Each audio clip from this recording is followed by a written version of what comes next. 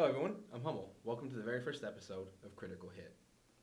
In this episode, we're going to discuss Visceral Games' adaptation of Dante Alighieri's epic poem, The Inferno. To begin, we're going to discuss the nature of an adaptation.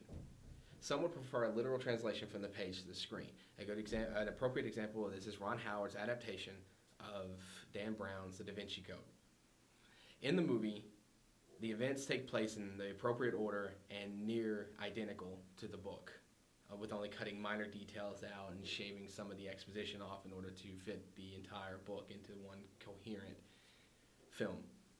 Another approach to adapting a piece of literary work is to capture the essence more so than the actual events that happen in the book. This works effectively in some pieces, as it is hard to directly translate the prose to what you see on a screen. The Bourne franchise is the perfect example of this. At the beginning of the Bourne identity in Robert Ludlum's novel, Bourne suffers 6 to 7, if I can remember correctly, maybe even 8 shots from Wombosi on his boat. In the movie, he only suffers 3. Now, these are minor details, of course, but the Bourne franchise functions as a way to capture the essence of Bourne and what makes Jason Bourne the $30 million weapon. And this is not a direct event-to-event translation of Ludlum's novel to the screen, but it is effective and it managed to resonate with the audiences, making it one of the more successful franchises of the past decade. What this ends up boiling down to is your personal preference on adaptations. If you want the literal translation from the page to the screen, or if you want the essence, or the book to just capture the essence of the character and to give you a different experience, a near different experience. This polarizes some people on adaptations. But we're going to deviate. The reason I use movies to start out is it's easier to explain and easier to understand. In order to understand Visceral Games' adaptation of Dante Alighieri's epic poem, you need to understand the nature of video games as well. And we're going to talk about that for a little bit. Gameplay is the defining mechanism for any video game. No matter what you think about it, you have to enjoy playing it. You have to enjoy moving the character, doing the various tasks and missions. You have to have fun while you do it. If the gameplay is broken or arduous, it makes it difficult for the gamer to continue playing. Deadly Premonition is a rare example of a game that had so much character gamers tossed aside its broken gameplay to experience the wacky and craziness of the narrative. Listen, they both need each other. It's called interdependency, and they both know it. Yeah, I know. He does terrible things to Tom. Nasty, even sadistic things. But that's fine, as long as that's what Tom wants. Think about it. His actions. He's always asking for it. It's his partner's job to fulfill that need, and Jerry knows that. Proof? Well, in the Tom and Jerry show, they live with each other. Right below gameplay is immersion. Developers like to immerse the gamer in the experiences more than just pressing buttons on the controller. Their favorite aspect of this, and something developers are obsessed with as of late and more games are implementing, are morality systems. The gamer will choose options of morally good or morally bad, and sometimes they offer options of morally gray, being indifferent. These decisions that you make sometimes affect the gameplay at all. Later on in the episodes down the line, we're going to address morality in games and how they are executed, whether the arbitrary. 1 billion lives are hanging in the balance here. I won't let some pissant bartender slow me down. Or the impactful. At least I'm doing my job. You're the one who's fine, just sitting back, waiting for things to unfuck themselves. You think I like watching these people die, huh? You think I won't carry this into my fucking grave? Stand down! Moral choices in games can either define the characters themselves or define events later on in the game.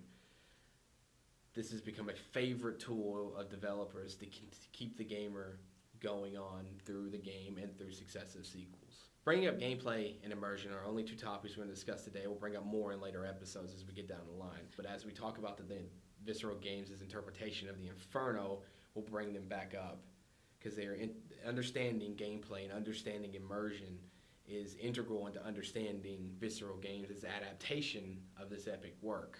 Now, let's dive into the Inferno, figuratively, of course. In the first canto, Dante encounters 3 creatures, a leopard, a lion, and a she-wolf.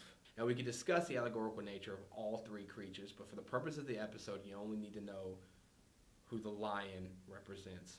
The lion represents King Richard the Lionheart, who was conducting the Third Crusade, who had finished conducting the Third Crusade around the time the Inferno was written. After turning away from the creatures, Dante finds himself on a path into the woods of which no man has escaped, or escaped alive. He encounters a shade by the name of Virgil. Now, Virgil is very, very important here. And to understand Virgil's importance to the narrative, you need to understand who Virgil is, so we'll dive into that really quickly. Virgil is a Roman poet who wrote the Aeneid, the journey of Aeneas. Virgil's presence in the poem validates Dante's story. It puts him among the pantheon of great poets. And whenever Dante enters Limbo, he comes across Horace, Ovid, and Homer. All of these poets work to place Dante's writing in this vein of historical prominence. Now that we've talked about the lion, and we've talked about the dark woods, and we talked about Virgil, we're going to switch to the game for a moment, and we're going to discuss the opening of the game and how those aspects are important to the game. The lion. The opening of the game is drastically different than the opening of the poem. At the beginning of the game, Visceral transplants Dante into the Third Crusade. He's a knight fighting for Richard the Lionheart in Jerusalem. You have this action-packed opening, you're fighting enemies, and you are killed, and you have to confront death. Now, we're going to stop here for a moment. We need to talk about the importance of being in the Third Crusade. Instead of placing the allegories in front of Dante, as the poem does, the game places you in the power of Richard the Lionheart. You're participating in his crusade. You don't spend much time at the Third Crusade at the beginning of the game. It's only to introduce the gameplay mechanics and to introduce the Deus Ex Machina for Dante's ability to traverse through hell for the video game.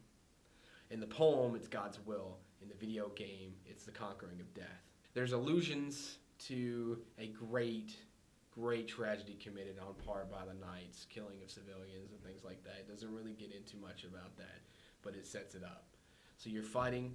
Now this is a part where we have to talk and pause again and talk about how gameplay is important, more important than anything else.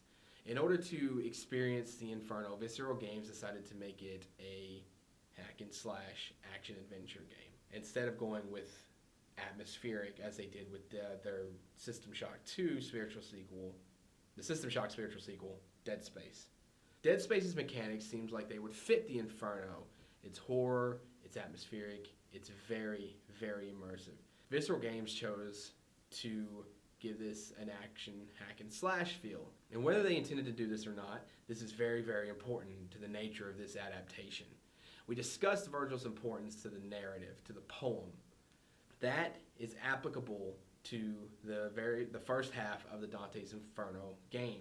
Alighieri placed his character Dante in the same realm as Virgil, his writing in the same realm as Virgil, in order to validate himself. Dante's Inferno begins as a traditional hack and slash action adventure game, an allusion to the quintessential hack and slash game. Do you see, gods of Olympus? Do you need more proof than this? This emulation of God of War's gameplay would lead some gamers to call it a clone, a God of War clone, meaning that it plays just like God of War and emulates it, or imitates it more than emulates it. And this functions in a way that Virgil works for the epic poem. But it's very important to understand those two concepts, that Virgil exists in the narrative to validate the writer, Alighieri, and to place him in that pantheon of writers. The gameplay, the first part of the Inferno, is to emulate Santa Monica Studios' God of War and to place Visceral Games' Dante's Inferno in that same vein and to validate the gamer's experience. Going back to the poem, Dante is apprehensive about following Virgil into the Inferno. He's worried that he may not come back out.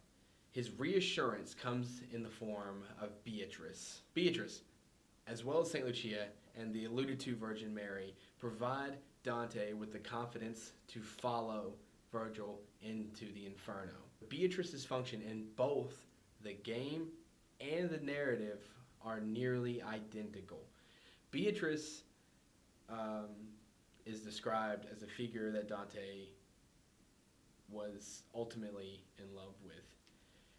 Beatrice and her position in heaven provide Dante with the confidence to follow Virgil into the Inferno. Now, this is executed differently in the game, but Beatrice's function is still the same. In the game, Dante broke his covenant with Beatrice. He was supposed not to partake in flesh while on the crusade. The game tells you he did. She is killed. Her soul is dragged to hell. This is why Dante goes into the Inferno to save Beatrice's soul. Drastically different execution of Beatrice's place in the Inferno between the poetry and the game, but the philosophy is still the same.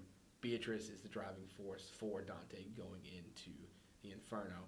Now, the game's portrayal of Beatrice can be criticized, but what we're talking about here is the nature of the adaptation and the function of the character. And while the events are different, the context is nearly the same. Beatrice is the reason why Dante goes into the Inferno. Upon moving deeper into the Inferno, they get to the melancholy shore of Acheron, where Dante and Virgil see Charon, the boatman. Dante describes his eyes as whirlwinds of flame. Charon has the same function he does in Greek mythology. He ferries souls. Moving past Charon, the next figure we come across is Minos, the judge of hell. Minos is depicted as having an incredibly long tail, right? He listens to the confessions of the souls, and upon hearing their sins, he wraps his tail around himself. The number of times he wraps his tail is the level of hell in which the soul is placed. Now, the game handles both of these figures, Charon and Minos, very, very differently.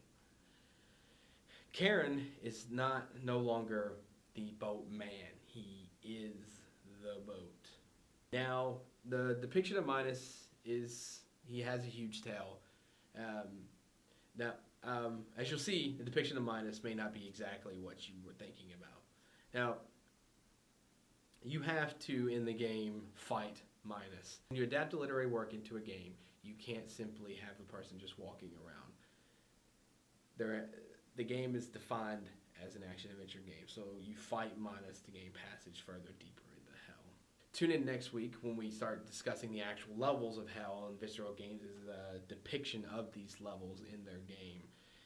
There are unbaptized babies that are wicked-looking as hell and odd to fight. Thanks for watching this episode of Critical Hit. Please tune in next week when we break down Dante's Inferno a little more, and then after that we get to something that I'm really excited about, and that is Spec Ops: The Line and Joseph Conrad's Heart of Darkness. If these videos are not your type of thing, we'll be posting videos of us playing Battlefield, Halo, and generally goofing off, and we'll be posting parody videos and comedy videos in the weeks to come. So, again, thanks for watching, and please subscribe or follow us on Twitter @CriticalHit, or find us on Facebook and like us. We would also like to thank the University of Kentucky's Media Depot for allowing us to produce this video here, and thanks to this person for helping us on the first day. So, thank you very much, and please turn in next week for part 2 of our analysis of Dante's Inferno.